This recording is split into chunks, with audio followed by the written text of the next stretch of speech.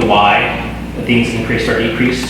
So it's not just okay now to just provide this one up from the prior year, it's this one from prior year because of these items. So it's a little bit more disclosure. The other GASB 104 is disclosure of certain capital assets. This adds disclosure to right-of-use lease assets, as well as SBITA, which is subscription-based information technology assets, and as well as provide additional disclosures on assets held for sale. And moving into 2027, there's GASB 105 subsequent events. This formalizes the recognized versus unrecognized distinction and the related disclosures required. Again, as the CPA and independent auditor will be able to provide guidance moving forward into fiscal year 26 and 27 on these. In terms of the fiscal year 2025 audit, questions on financial statements? I think I'm on the financial statements. No. Nothing on the financial statements, but I do have a question. Yeah. Okay, down at the bottom, you've got where we had 25 payroll transactions. Do you know who they went to? You're talking about, what page are you looking at? I think it's 62. They got the numbers messed up on there. He's looking at the findings for Oh, you're talking about prior year findings? 2024-001. Okay, yeah, so the prior year finding for payroll. Third section, it's page 62.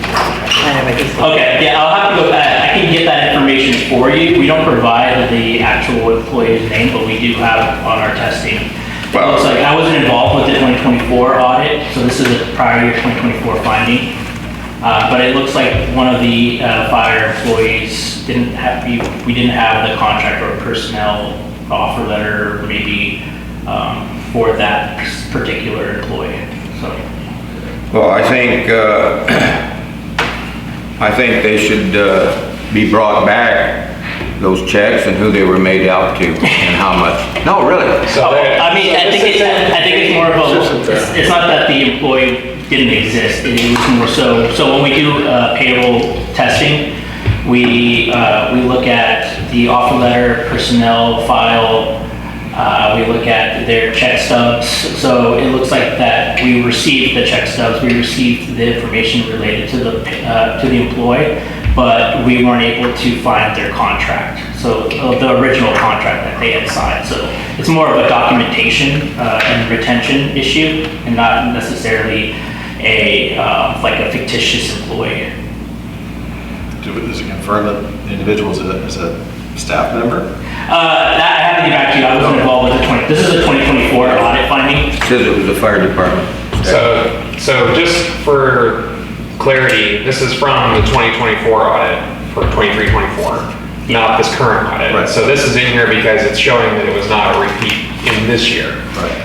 In this particular case, the auditors, Monsley, looked at 25 different pays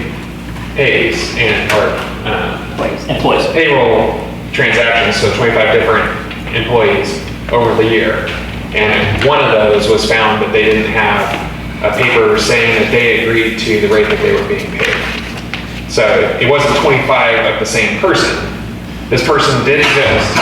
They were aware of what they were getting paid. We just did not have the paper on file saying, that they agreed to that rate for that position. That's been corrected. We have a mechanism in place now to make sure that doesn't happen again with any employee. And that's what this is showing, is that was corrected and that we're not having to repeat. Yeah, whenever we have a finding, we always show the prior, if it's a prior year finding, we always show that within the fight. So it's always prior year and current year. So this year we didn't have any findings. So the issue that we had in the prior year was resolved. And sorry, I don't know your name, but as you mentioned, that whatever procedures that they had. So again, it comes to a retention of fiscal documentation. So it could have been a wage adjustment that needed to be assigned and kept.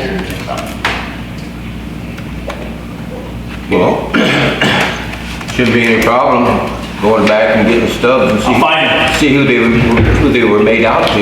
Yeah, again, like that, like we mentioned, it wasn't 25 transactions to that individual, it was more so one transaction where we looked at the pay increase and then documentation of the pay increase, so I can go back and find the individual's name.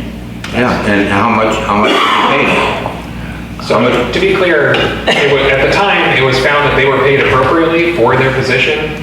There was no misappropriation of money or overpayment, underpayment. It was that they didn't have the paper on file saying that that's the rate they were paid. Yeah, it wasn't a fraud. They were being paid correctly. They just did not have that one paper on file. Well, it'll be pretty simple, just, If you want to come down and talk to me, we can. no, I want you to bring them back, so, We're not bringing it to the board. This is a personnel matter at that point, so it would need to be done either at my office or in closed session. well, And that was already something that was approved with the last year's audit. So if we want to discuss it, I'd be happy to discuss it with you if you want to come down to the office. the public reads these too, you know. I'm aware of that, but I also And I think- am aware I think of. Might be a civil violation to, I don't know, but for personal information, but Well, just the amount. I think that's, district's pay is presented in as public information. Not for the transaction. Individual employees might be different, I mean, that might be a legal question. But in terms of audit findings, we didn't have any findings of this nature for 2025. Okay. All right, thank you. Anything else? I have nothing. All right, thank you. Anything else from the board?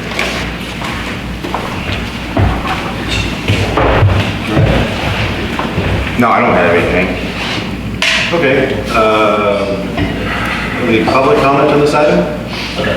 We do have one written public comment. Written public comment. None here? Okay. Go to Thank you. written Is comment. that, should I Okay. present to them? So this, the audit on page 62 concerned me that I was hoping for clarification. Clerically, did not have a contract or personal action form on file. The cause from management oversight, who is the manager for this, potential for misappropriation or of assets for pay that does not appropriately match the employee's employee's position or pay rate. Misappropriation of assets. Please explain that what happened and how much was paid to this employee and how long before it was found by the independent audit with the 3 embezzlement cases that C.S.D. had recently. One would think that there would be things in place to prevent these type of critical mistakes. Is the C.S.D. considered a government entity? I am concerned about the management oversight in place. What steps have been made to prevent this in the future? Thank you, Sean, San Miguel resident. I think that pretty much all of that was just answered. Okay. I don't think it was answered. That's a public, member of the public wanting to know answers to it. So as I stated a minute ago, some of this information is confidential. So if you want to know that specific person and that specific check, then I'd be happy to look into that and get that for you, but I cannot bring that to a board meeting. As far as the situation that occurred, I think we explained it pretty well. The person does exist. They are an employee of the district. They were being paid appropriately. There was no, the auditors found no discrepancy in what they were paid. No, they weren't being paid over, they weren't being paid under. We simply did not have what's called a personal action form, which is basically each individual signing something saying that I agree to this rate for this position. And most likely, it was a situation where they went from one rate to the next and didn't have that paper signed for them when they got an increase. As far as what we do now we make sure that that is part of everything that when you hire, you sign one of those. When you change, if you change jobs, positions, you sign one of those. If you get a pay increase through the MOU or any other means, and you sign one of those. So we have stacks and stacks and stacks of these things now. So, as was mentioned by Chris, it was not flagged as a recurring thing. So I think that the steps that were put in place have mitigated this particular issue and should prevent it from happening again. Yes. Just for clarification. You come up to the, please come in and sign in. Just need you to state your name, too, please. Hey, Ashley, look at your email. I didn't print out the scripts for the next public hearings, so I just sent them to you. I was like, I knew I was missing some, just didn't know what it was.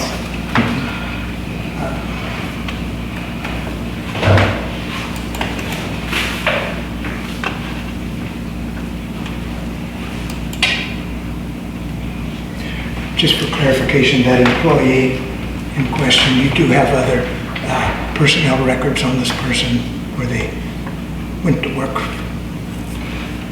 where Yes. they were hired. You have all the other documentation, right? Yes. Can you state your name for me? Clay Barnett. Thank you, Clay.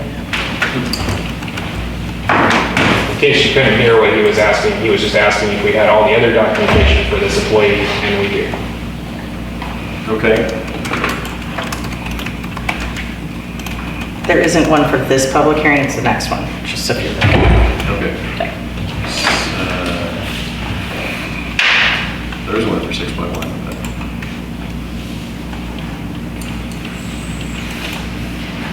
So for 6.1, this is just a presentation, so the board is adopting the The audit. audit. But the next 1, 2, 3, 4. The one I have here is for 6.1. This is the script. Let me see what it is real quick, sorry. And that was the only document. Oh, show all three. Hold on. Yeah, Tell it all. Sorry. budget, weed abatement, and AB. Okay. Okay. Sorry, I'm standby. Yeah, sorry about that. What action do you need from the board on this? So for this item, we're just asking that the board vote to adopt 2024-25 audit as presented. Okay.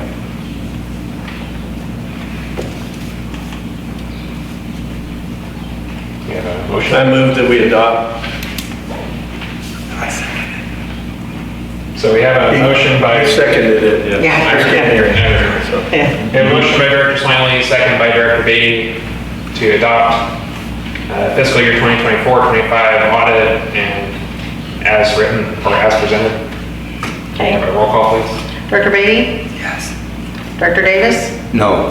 Director Smiley? Yes. Director Sangster? Yes. This is That's 4. three. Oh, 3. Asking you to sign in or pay the account to Microsoft. It shouldn't happen.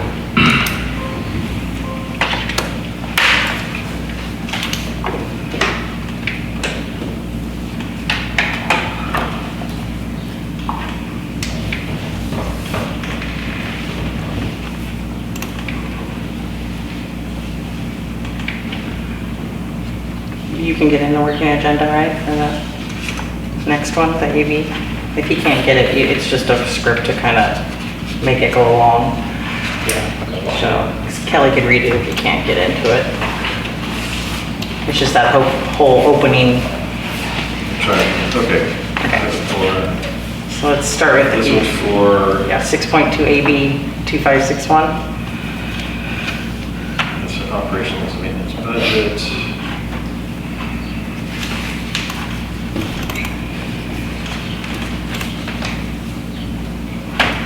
Oh, yeah, the Word document. Weed abatements. It'll come up next, but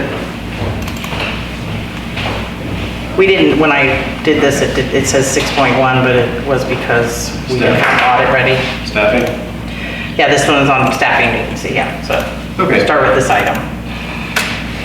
This item is heard in accordance with AB 2561, which mandates public agencies conduct a notice public hearing each fiscal year prior to budget adoption to present information on the status of their job vacancies, recruitment, and retention efforts. The staff will now present information to comply and provide transparency related to these considerations. The public will be afforded an opportunity to speak and provide their testimony and comments during the comment period of this hearing. The staff will now provide a general presentation.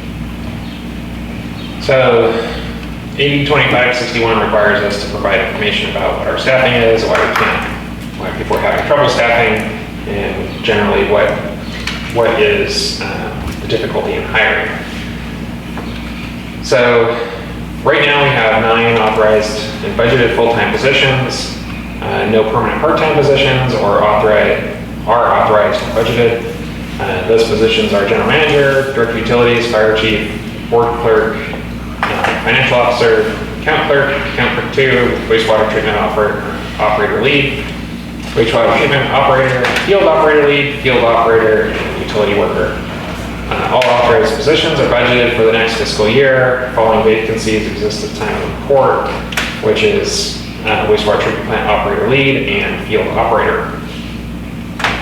Generally, our obstacles in hiring revolve around finding qualified personnel because of the low market pay, the general district size, and job licensing requirements.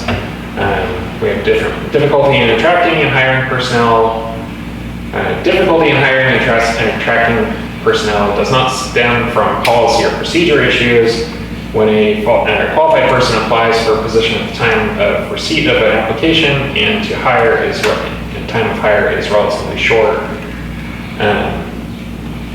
Currently, the district is experiencing high retention rates of administrative staff and low retention rates of licensed positions. This is predominantly a result of hiring new to the industry persons for licensed positions, providing them training and licensure. Once licensed, these persons have a high propensity to seek higher paying positions at surrounding agencies.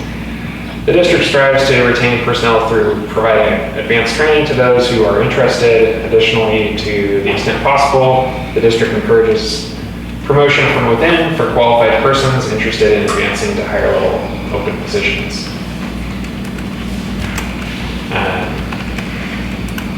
So that is our presentation for this item. Okay. At this time, we'll give an opportunity for, by the bargaining unit. Do we have that? They are not here. I did contact them and discuss this with them. They did not provide anything in writing like they did last year. Okay. And they're not here. Okay. No comment from the bargaining unit. Comments? Questions from None for me. directors?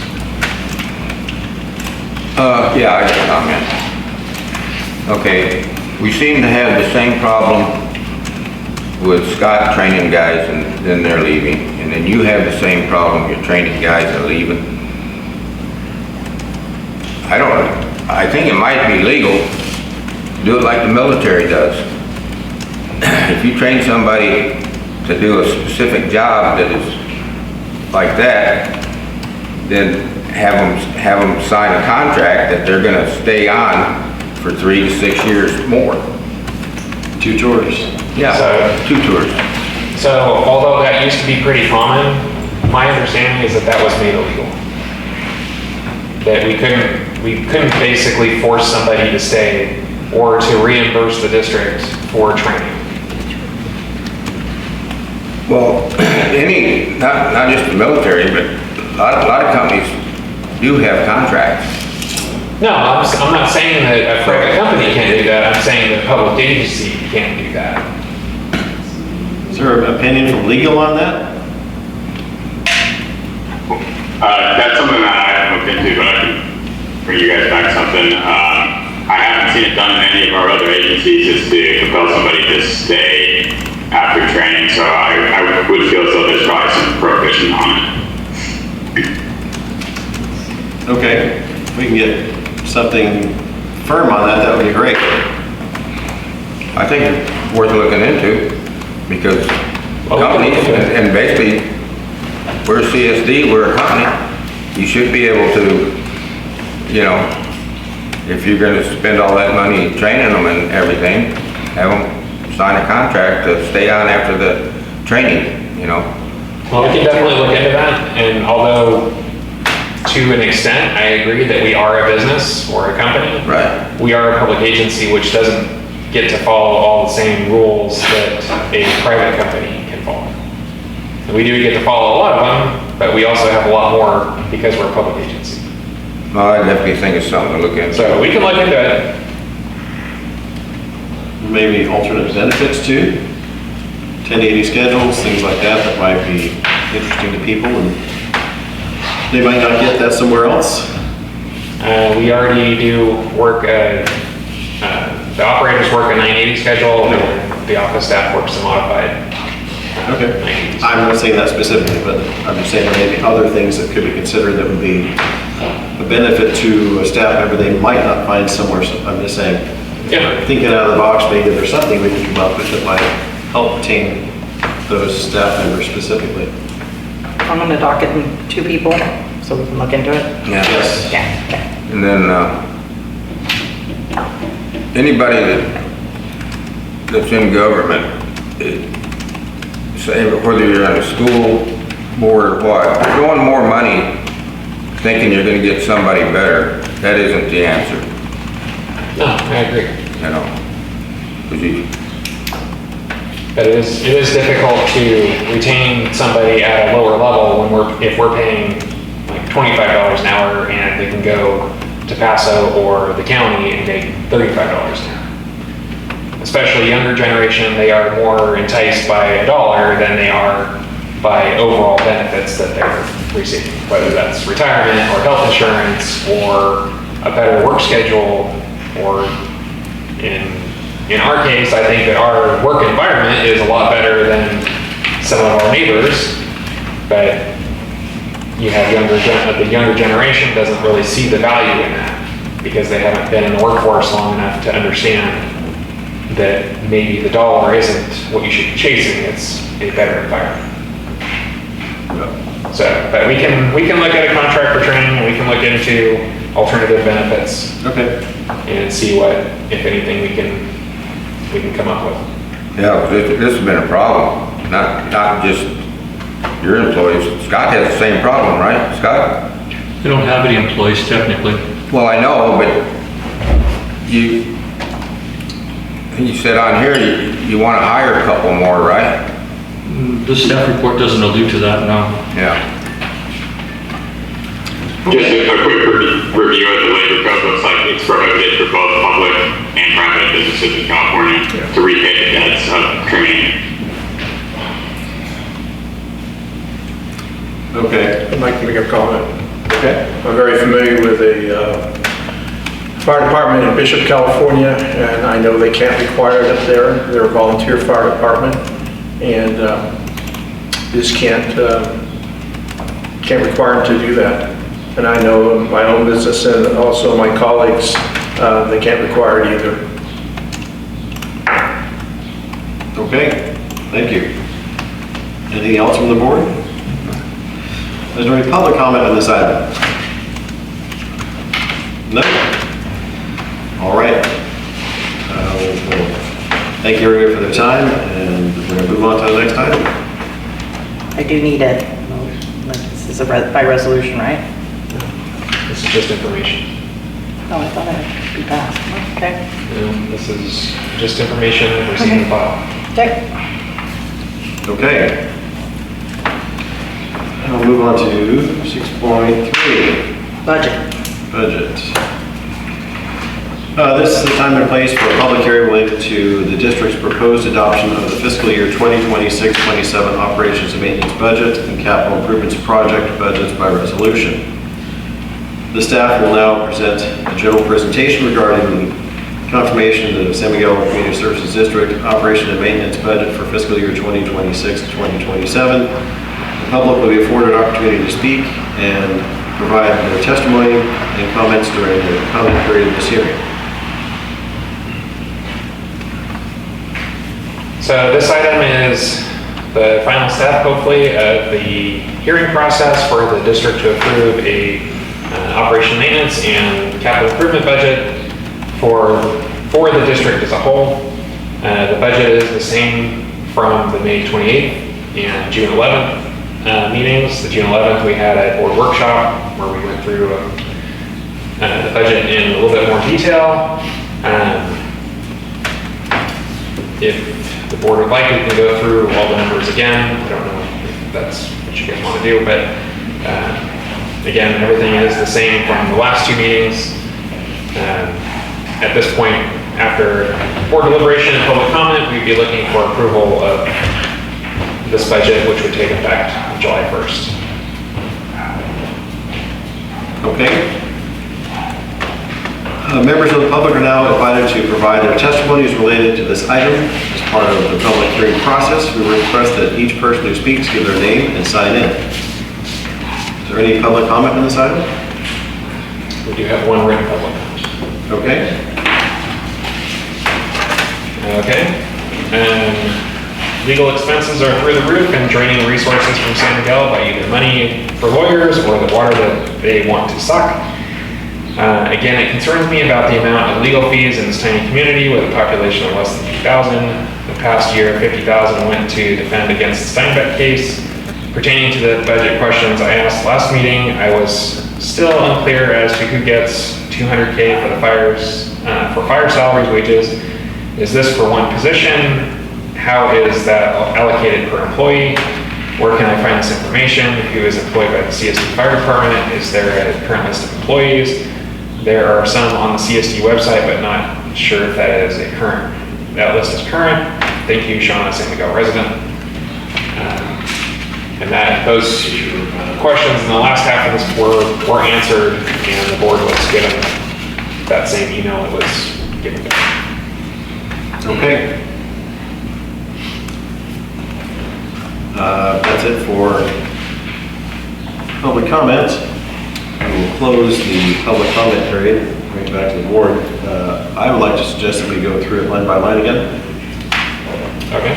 I'm kidding. As we all look up. He was ready. Boy, I took that seriously. I don't have any further comment. I think giving us an opportunity at the last meeting to review the budget items, get some specific feedback for each entry and understanding the difference from previous budget to now gave me enough information that I'm fine. Okay. Gentlemen? Okay. Any comments? Yeah, I would like, you don't have to put names, but I'd like to know how many employees, what is their salary right now, and so on, your number of employees that you have, and number of employees that Scott has, and roughly their salary and so on. I know most of his employees are on call, but, it'd just be nice to know how many people we have working here. Okay. Because yours changes all the time. Mine is pretty consistent. Yeah. But I don't know how many guys you have work. I know you were down to one quite a while back. And then now well, matter of fact, I know, I don't know how many you have now. So right now we have 8 employees of the utilities portion of the district. I don't know how many personnel Scott has for firefighters or what have you, but we do have 8 in utilities. Is that including the? That includes the admin staff. That includes. It doesn't include Scott, but down at the treatment plant we have 8 people. And that includes the Tamara and. It's everyone. Everybody in the office. Yes. Okay, you got 8 total. Right now. Counting you. Yes. All right. You never know. And for transparency, you can go on Transparent California and you can see Yeah. the prior years of any government employees. Yeah. Okay. Okay. Thank you for the public comment. Public hearing portion is now closed. I'd like to make a motion. I'll make a motion that we adopt. Second. We have a motion by Director Smiley, second by Director Sangster. Roll call. Director Smiley? Yes. Director Beatty? Yes. Director Davis? Yes. Director Sangster? Yes. Passes 4-0. 0-1 vacancy. Okay. 6.4, you said we only need public comment. Okay. 6.4 has been settled with the district. We do need to take public comment because it is on the agenda, but we do not need to discuss further. Okay. But since our fabulous employee got paid today, our account clerk, well, our fabulous account clerk employee got paid. That's good to hear. Yes. Do we have any public comment on item 6.4? No, we'll move on. For 6.5. Okay, One more. this is the time and place for a public hearing related to the district's proposed approval of a resolution confirming the 2026 weed abatement cost report and authorizing collection of the charges on the county tax rolls. Good evening, board and public. So the suggested action is after holding a public hearing to make appropriate modifications to the cost report. Request the board to approve the attached resolution confirming the cost report and authorizing the collection of the charges on the San Luis Obispo County tax roll for the upcoming year. And San Miguel Community District Fire Department conducts an annual weed abatement program in compliance with Health Safety Code 14875 and Government Code 61100 Parent T, and the staff recommends that the cost incurred by the district to abate weeds on properties where the property owners have failed to do so be placed on the tax rolls for collection. When the district performs the weed abatement work, Health and Safety Code 14905 provides that the county or account of the cost be kept, an itemized report prepared for the board showing the cost for removing weeds for each parcel. A copy of the itemized cost report will be posted at least 3 days prior to the submission to the board with the notice of time and place with a report for the board's confirmation. Staff has complied with the requirements for the 2026 weed abatement cost report and is now submitting to the board for confirmation. The board is to consider the cost and hear any objections, and that's part of Health and Safety Code 14910. The board may modify the amounts that it deems appropriate and then recommend that the board adopt a resolution to confirm the cost and direct that the resolution and cost be submitted to San Luis Obispo County Tax Office so the charges can be collected on the property tax roll. Financial fiscal impact is the anticipated cost to the district will be recovered by abating weeds in 2026 by placement of the property's tax bills. We also have a understanding with the Union Pacific Railroad where they have us contract out for the weed abatement on the railroad properties and they pay us. So we submit them a separate invoice, and it's been a very successful program the last couple of years.